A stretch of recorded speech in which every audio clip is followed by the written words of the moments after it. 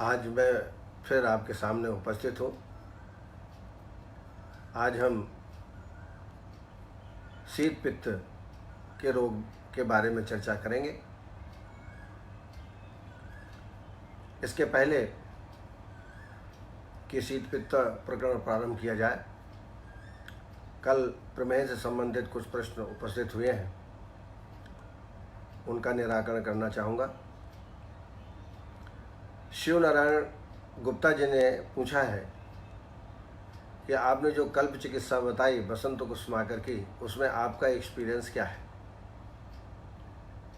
तो मैं आपको बताऊं कि ख़ास तौर से हमने इंसुलिन डिपेंडेंट रोगियों के लिए ऐसा प्रावधान किया था और हमने पाया कि इसके 20 दिन के प्रयोग से इंसुलिन की मात्रा जो हम 16 यूनिट या 20 यूनिट दे रहे थे वो धीरे धीरे कम होने लगी। साथ में निदान परिवर्जन बहुत आवश्यक है। निदान परिवर्जन के साथ साथ ये कल्प करेंगे तो अच्छा है। और कल्प के पहले शोधन कर लें, जैसा कि लाइन ऑफ ट्रीटमेंट में है। स्थूला प्रमेय ही बलवान है कहा कृशस्थ ही कहा परिदुर्बलस्यो संब्रह्मणम तत्व कृशस्य कार्यम संशोधन दोष बलाधिकस्यो। संशोधन के बाद कल्प चिकित्सा करें तो निश्चित रूप से आपको आश्चर्यजनक लाभ प्राप्त होंगे। नवीन उपाध्याय ने भी इसी प्रकार का प्रश्न किया है, इंसुलिन डिपेंडेंट में आयुर्वेदिक चिकित्सा क्या हो सकती है। तो निश्चित रूप से ये कल्प चिकित्सा मैंने आपको जो बताई वो करना है। और साथ में पलाश पुष्प चूर्ण जो आपको बताया था, निम्ब, बिल्व और करेले के पत्तर के साथ, सुरस के साथ सिद्धित करके 3-3 भावनाएं पलाश पुष्प चूर्ण देना है। ये चूर्ण भी बहुत ही उपयोगी है, इसको आप बना सकते हैं।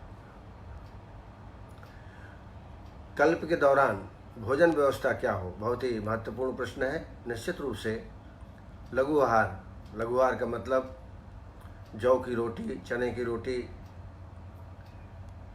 खाने में मूंग की दाल का ज़्यादा सेवन करें, आंवल की चूर्ण का पुनः पुनः सेवन करें।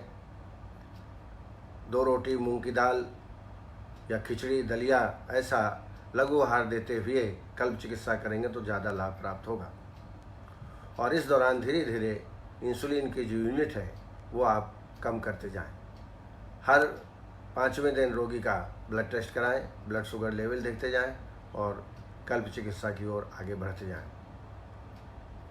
डॉक्टर मूर्ति जी ने पूछा है कि कृष्ण व्यक्तियों में ब्लड शुगर अधिक होता है, लेकिन चिकित्सा में देखा है कम नहीं होता। ठीक कह रहे हैं आप, ये इंसुलिन डिपेंडेंट केसेस हैं, हेरिडिटरी केसेस हैं। जैसा आयुर्वेद ने भी कहा है, जाता प्रमेही मधुमेह हुआ न साध्य उगता सही बीज दोषात एचा भी केचित कुलजा विकारा भोंजता स्थान प्रवदेंद्र साध्यान। ये कुलज है, माता पिता के क्रोमोसोम से उत्पन्न डायबिटीज़ है, इसलिए ये असाध्य की श्रेणी में आता है। तो निश्चित रूप से इसमें इंसुलिन ही देना पड़ता है और ये प्रायः इंसुलिन डिपेंडेंट ही होते हैं। डॉक्टर गिरिराज प्रसाद शर्मा जी ने पूछा है इंसुलिन डिपेंडेंट का क्या इलाज है। तो मैं ऊपर बता चुका हूँ, वही इलाज पेशेंट में करना चाहिए। साथ साथ में रसौषधियाँ, पट्टी और व्यायाम, पैदल चलना, योग, प्राणायाम ये अवश्य कराएं। डॉक्टर शिव नारायण गुप्ता जी ने पूछा है अपने कल्प के एक्सपीरियंस के बारे में बताएं। तो मैं पहले ही कह चुका हूं, मेरा खुद का एक्सपीरियंस है कि धीरे धीरे आप यूनिट कम करते जाएं इंसुलिन की और अपनी कल्प चिकित्सा करें। बार बार करें, एक ही कल्प में आराम होगा पेशेंट को ऐसा ना समझें। और करेले का सुरस भी उसी अनुपात में आपको बढ़ाना चाहिए। योगेश दत्त शर्मा जी ने जिज्ञासा प्रकट की है, हालांकि वो बहुत बड़े विद्वान हैं, वो सब समझते हैं, फिर मैं मेरे अनुभव के अनुसार मैं बता रहा हूँ कि त्रिभंग भस्म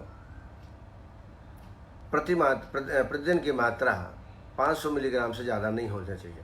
250 मिलीग्राम प्रातः और 250 मिलीग्राम सायं। और इसको लगातार आप 1 महीना दे सकते हैं। 1 महीने के बाद 1 हफ्ता के लिए डिसकंटिन्यू करके पुनः इस मेडिसिन को प्रारंभ किया जा सकता है। नीना गुप्ता जी ने जानना चाहा है कि ग्रीवावस्थी में जिसमें गिडनेस होता है कौन सा तेल प्रयोग करना चाहिए। तो इसमें ब्रह्मण तेल, अधिकतर अश्वगंधा बलादी तेल या बला तेल, महामास तेल, इनका प्रयोग करना चाहिए। क्योंकि गिडनेस कंप्रेशन से है, कंप्रेशन कम होगा तो गिडनेस भी कम होगा। जयवीर सिंह सोलंकी जी ने पूछा है कि मधुमेह के रोगियों को च्यवनप्राश देना चाहिए कि नहीं। मेरे विचार से नहीं देना चाहिए, लेकिन आजकल शुगर फ्री च्यवनप्राश आ गए हैं।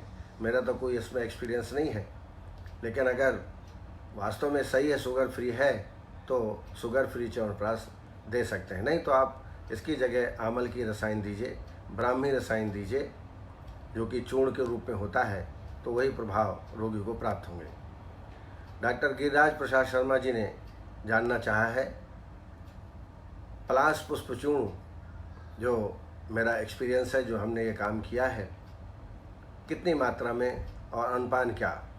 तो प्रारंभिक मात्रा 5 ग्राम दिन में 2 बार भोजन के पूर्व खाली पेट में गुनगुने पानी के साथ इसको देना चाहिए।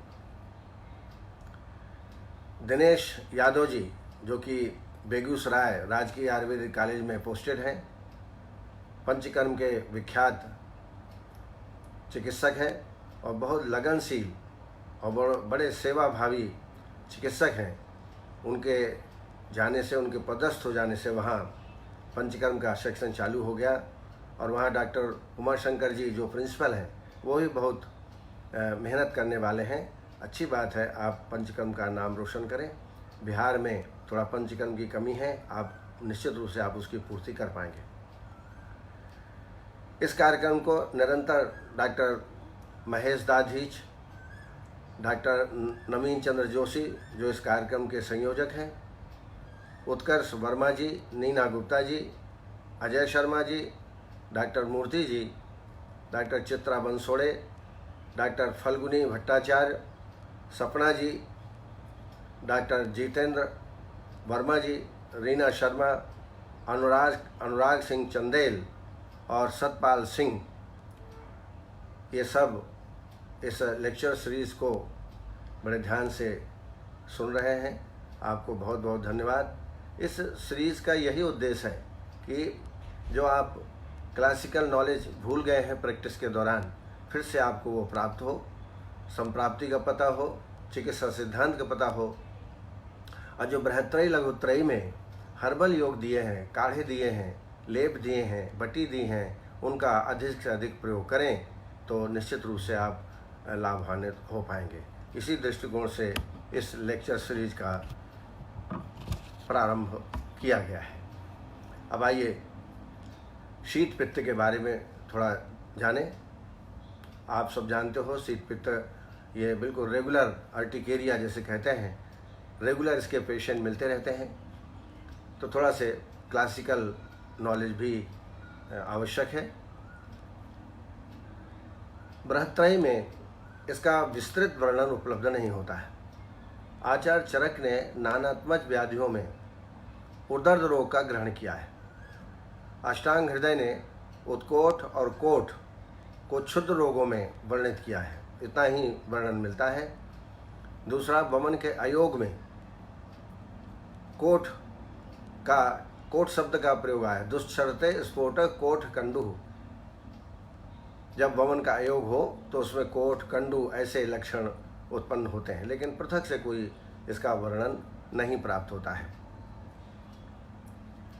माधव निदान और भाव प्रकाश में शीत पित्त के बारे में विशद चर्चा की है। भाव प्रकाश में तो चिकित्सा सहित इसका वर्णन है। माधव निदान चूँकि निदान की पुस्तक है, उसमें चिकित्सा का वर्णन नहीं है, लेकिन भाव प्रकाश में चिकित्सा का भी अच्छी तरह से वर्णन किया है।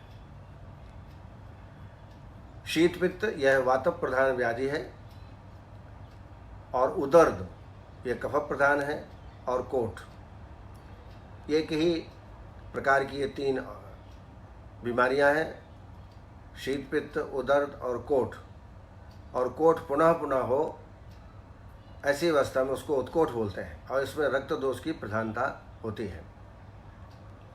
जैसा मैंने पहले बताया, शीत पित्त को अर्टिकेरिया कह सकते हैं। आधुनिक जगत में एलर्जिक डिसीज़ के रूप में इसको जाना जाता है और ये उत्तरोत्तर जीर्ण अवस्था कष्टदायक है। शीत पित्त से उदर्द, उदर्द से कोठ। शीत पित्त त्वचा के ऊपर दतैया काटने के समान ददोड़े या चकत्ते पड़ जाते हैं, उसमें शोथ होता है और कंडू भी होती है। उदर्द में मुख्य रूप से त्वचा के ऊपर तीव्र कंडू युक्त शोथ होता है और कोठ में त्वचा के ऊपर कंडू युक्त रक्त शोथ होता है, उसमें रक्तिमा ज़्यादा होती है, लालिमा ज़्यादा होती है, इसको कोठ कहते हैं। और ये बार बार ठीक हो, बार बार हो तो ऐसे को उत्कोट कहते हैं। कोठ और उत्कोट, इसके कारण देखें तो कारणों में माधवनिदान ने कहा है कि शीतल वायु का बार बार स्पर्श यदि त्वचा में हो तो इससे ये व्याधि होती है। मुख्य कारणों में कहा है शीत वायु का स्पर्श और छर्दी वेगों को धारण करना यानी रोकना, वमन का अयोग, उष्ण शीत क्रमशः अचानक सेवन। अभी शीत आप ठंडी चीज़ आपने पिया और तुरंत आपने गर्म चीज़ को सेवन करेंगे तो इससे भी एलर्जी हो जाती है। और असात्म द्रव्य, विरोधी आहार, खास तौर से विरोधीन अन्नपानानि गुरु स्निग्ध गुरुणिचा, ऐसे द्रव्य जो विरोधी आहार हैं उनके खाने से भल्लातक और केवांच के स्पर्श से भी एलर्जी के कारण शीत पित्त की उत्पत्ति हो जाती है।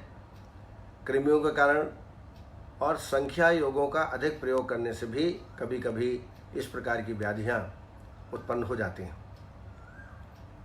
आइए अब संप्राप्ति के बारे में जानें। तो ठंडी वायु या शीत वायु का बार बार स्पर्श होने से कफ वायु का प्रकोप होता है और ये कफ और वायु पित्त के साथ मिल करके त्वचा एवं इसके आंतरिक धातुओं में जैसे रक्त, रस, मांस, मेद आदि धातुओं में फैल करके क्रमशः शीत पित्त, उदर्द और कोठ की उत्पत्ति करता है। शीत मारुत समूह स्पर्शात प्रदुष्टो कफ मारुतौ पित्तेन सह संभूय वही अंतः विसर्पतः वर्टी दष्ट समूह स्थाना शोता संजायते बहु सकंडुस्तोद बहुला क्षर ज्वर विदहिमान। इस प्रकार से इसकी संप्राप्ति बनती है। पूर्व के लक्षणों में तृष्णा, प्यास अधिक लगना, खाने में मन न लगना, अरुचि, उल्टी जैसा अनुभव होना, उल्लास, शरीर में शैथिल्यता और नेत्रों में लालिमा हो जाना और भारीपन शरीर में लगना, ये पूर्व रूप के लक्षण हैं शीत पित्त के। प्रमुख लक्षणों में अगर शीत पित्त देखें तो शीत पित्त में दतैया काटने समान सोफ, ददोड़े, इसमें कंडू और तोद, छर्दी, दाह और ज्वर, ये भी लक्षण शीत पित्त में मिलते हैं प्रारंभ में, एक्यूट कंडीशन में।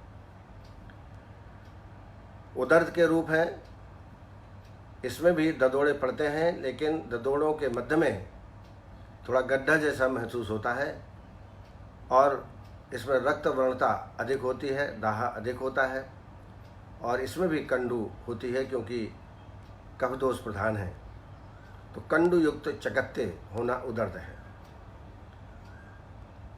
कोठ, ये वमन को रोकने से या अयोग वमन होने से ये कोठ नामक रोग होता है। इसमें कंडू, लालिमा युक्त कई चकत्ते होते हैं और यह निश्चित रूप से कफ और पित्त प्रधान रोग है। असम्यक वमनोदीर्ण पित्त श्लेष्मान निग्रहे, इन कारणों से कोठ की उत्पत्ति होती है और बार बार ठीक हो, बार बार हो, उसी को हम उत्कोट कहते हैं। तो आपने शीत पित्त का डायग्नोस कर लिया, वात प्रधान, उदर्द जो है वो कफ प्रधान और कोठ जो है वो रक्त प्रधान रोग हैं, उसी अनुसार चिकित्सा करना चाहिए। लेकिन भाव प्रकाश ने इनका अलग अलग वर्णन नहीं किया है। एक साथ इनकी चिकित्सा, एक ही प्रकार की चिकित्सा का उल्लेख है, लेकिन आपको ध्यान में रखना है कि अगर आपने शीत पित्त डायग्नोस किया है तो वातव प्रधान चिकित्सा, यदि आपने उदर्द डायग्नोस किया है तो कफ प्रधान चिकित्सा, और कोठ आपने डायग्नोस किया है तो रक्त और कफ प्रधान चिकित्सा करना है। सबसे पहले अभ्यंग कराते हैं पेशेंट में। जैसे ही पेशेंट आए, फर्स्ट स्टेज में उसको कड़वे तेल से, सरसों तेल से मालिश करने के लिए बोलें। इसके बाद रोगी का वमन कराना है। तो वमन कराने के लिए आभ्यंतर स्नेहपान, महातिक्त घृत या पंचतिक्त घृत या पंचतिक्त घृत गुगुलू, इनके द्वारा आभ्यंतर स्नेहपान विधिवत करें। सम्यक स्नेह के लक्षण प्राप्त होने के बाद एक दिन सर्वांग स्वेद, और वो भी केवल जल से ही स्वेदन कर्म करना चाहिए। इसमें कोई औषधि मिलाने की आवश्यकता नहीं है। उसके बाद फिर वमन कर्म कराना है। वमन कर्म के लिए भी पहले भी मैंने कहा कि प्रत्येक रोग के लिए पृथक पृथक वमन कल्प और विरेचन कल्प आचार्यों ने कहे हैं, उनको हमें देना चाहिए। मैंने अपनी किताब में अलग अलग रोगानुसार कल्पों का वर्णन किया है। जब विरेचन हो जाए, विरेचन कल्प में क्या क्या डालें ये बताना चाहूँगा। उसमें पटोल, निम्बपत्र और वासा, पटोल, निम्बपत्र, वासा प्रत्येक 20-20 ग्राम लेके 100 ml काढ़ा बना लें, और इस काढ़े में 15 ग्राम मदन फल पिपली यवकुट करके रात्रि में भिगो के रख दें। प्रातःकाल इसको मसल लें, छानने के बाद इसमें 20 ग्राम शहद और 2.5 से 5 ग्राम तक सेंधो मिला करके ये मदन फल कल्प आप तैयार कर सकते हैं। पित्तांत होने तक वमन कराइए, फिर संसर्जन क्रम कराने के बाद फिर विरेचन कराना है। तो वमन के 15वें दिन विरेचन आता है, तो 9वें, 10वें, 11वें दिन बढ़ी हुई मात्रा में आभ्यंतर स्नेहपान पंचतिक्त घृत का करें। पहले दिन 50 ml, फिर 100 ml और 150 ml।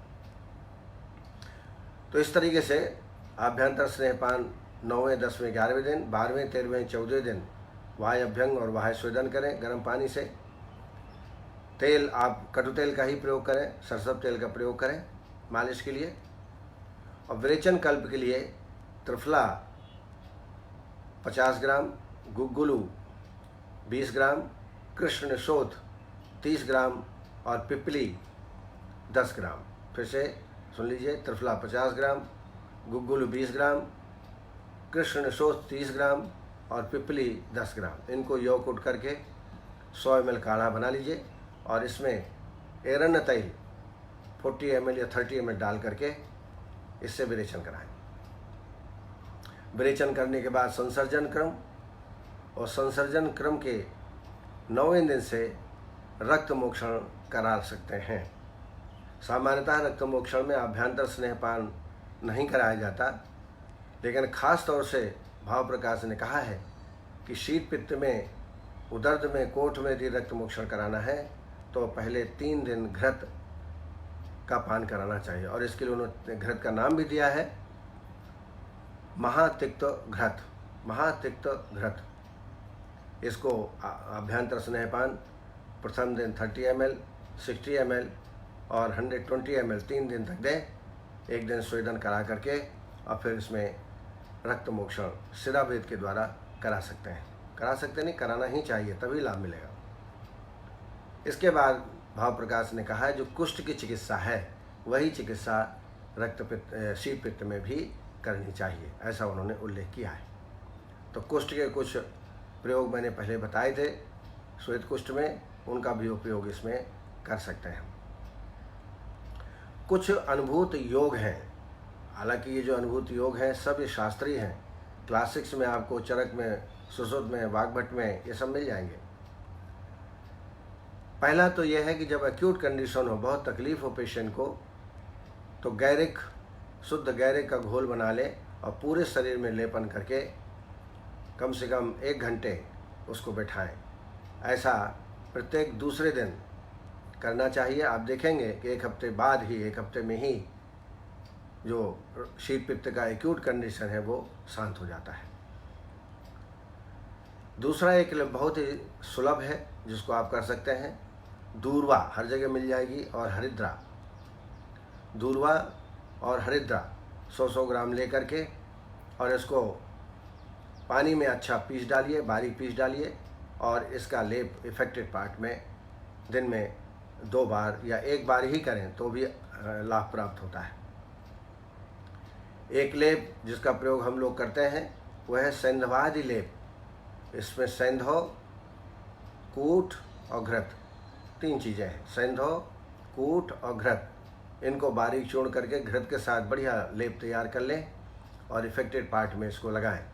अगर सर्वांग शरीर में है तो सर्वांग शरीर में भी इसका लेपन किया जा सकता है। एक योग और है जो कि हम उद्वर्तन के लिए भी प्रयोग करते हैं। लेप भी लगा सकते हैं और उद्वर्तन भी इसमें कर सकते हैं। ये उद्वर्तन जीर्ण जो शीत पित्त होता है, जो महीने भर, 6 महीने, साल तक चलता है, ठीक नहीं होता है, ऐसे व्यक्तियों में उद्वर्तन कराना चाहिए। इसमें सरसप, पीला सरसों जिसको बोलते हैं, सरसप, हरिद्रा, कूट, चक्रमर्द और सरसप तैल, सरसों का तैल। फिर से मैं बोल रहा हूँ, सरसप, हरिद्रा, कूट, चक्रमर्द और सरसप तैल। सरसप तैल के साथ इनका लेप तैयार करें तो सर्वांग आप लेप भी कर सकते हैं और इसी का आप उद्वर्तन भी करें। उद्वर्तन से भी ये बड़ी प्रसिद्ध चिकित्सा है, खास तौर से स्थूल आम बात के लिए, लेकिन यहाँ पर भी शीत पित्त के रोगी में भी आप उद्वर्तन कर सकते हैं। तो ये कुछ अनुभवजन्य योग हैं, इनका जरूर प्रयोग करें। कुछ रस योग हैं जिनका प्रयोग हम लोग करते हैं। अब मेरा कम से कम 45-46 साल का चिकित्सकीय अनुभव है। मैं अपने अनुभव के आधार पर कुछ योग आपको बता रहा हूँ। शुद्ध स्वर्ण गैरिक 250 मिलीग्राम, सूत शेखर रस 125 मिलीग्राम, अमृता सत्व 250 मिलीग्राम, यह एक मात्रा। फिर से रिपीट करता हूँ, शुद्ध स्वर्ण गैरिक 250 मिलीग्राम, सूत शेखर 125 मिलीग्राम, अमृता सत्व 250 मिलीग्राम, यह एक मात्रा है। ऐसी 2 या 3 बार रोगी की अवस्था अनुसार इसका प्रयोग शहद के साथ आप कराएं। दूसरा योग है रस औषधि का, स्वर्ण माक्षिक 250 मिलीग्राम, स्वर्ण गैरिक 250 मिलीग्राम, प्रवाल पुष्टि 250 मिलीग्राम। फिर से मैं रिपीट करता हूँ, स्वर्ण माक्षिक 250 मिलीग्राम, स्वर्ण गैरिक 250 मिलीग्राम, प्रवाल पुष्टि 250 मिलीग्राम, यह एक मात्रा है। रोगी की अवस्था अनुसार 2 या 3 बार शहद के साथ इसका प्रयोग आप करें। एक और योग है जो हम प्रयोग करते हैं, शीत पित्त भंजन रस। ये रस कम फार्मेसियाँ बनाते हैं लेकिन मिलता है बाजार में। शीत पित्त भंजन रस 250 मिलीग्राम, कामदुधा 125 मिलीग्राम और चंद्रकला रस 125 मिलीग्राम। फिर से मैं रिपीट करता हूँ, शीत पित्त भंजन रस 250 मिलीग्राम, कामदुधा 125 और चंद्रकला 125 मिलीग्राम, यह एक मात्रा हुई। अवस्थानुसार 2 बार 3 बार शहद के साथ इसका प्रयोग किया जा सकता है। एक और योग है जो बहुत ही लाभप्रद है, सर्वतोभद्र रस 250 मिलीग्राम, यवक्षार 250 मिलीग्राम, चंद्रकला रस 125 मिलीग्राम। फिर से मैं रिपीट करता हूँ, सर्वतोभद्र रस 250 मिलीग्राम, यवक्षार 250 मिलीग्राम और चंद्रकला रस 125 मिलीग्राम। ऐसी ये एक मात्रा हुई। ऐसा दिन में 3 बार आवश्यकता अनुसार इसका शहद के साथ आप प्रयोग करें। अब ये मैंने आपको यहाँ पर 4 रस योग बताए, तो इनको जो कृच्छ सात व्याधि है, क्योंकि जब 6 महीना साल भर तक रहता है तो आपको बदल बदल के औषधियाँ देना है, तो आप बदल बदल के 15-15 दिन या 20-20 दिन का डोज दे करके अलग अलग दवाई देंगे तो निश्चित रूप से रोगी को लाभ होगा और साथ में नहीं होती मेडिसिन। इसलिए एक ही औषधि को लगातार 2 महीना 3 महीना नहीं देना चाहिए। आप सब जानते हैं आरोग्यवर्धनी इसके लिए बड़ी उपयोगी औषधि है, 2 गोली सुबह शाम दे सकते हैं। कैशोर गुग्गुल का भी प्रयोग शीत पित्त में अच्छा लाभ करता है। और हरिद्राखंड ये बहुत ही जानी मानी औषधि है, इसको दुग्ध के साथ 5 ग्राम की मात्रा में सुबह शाम देना चाहिए। एक्यूट कंडीशन है तो इसमें 3 बार भी आप दे सकते हैं।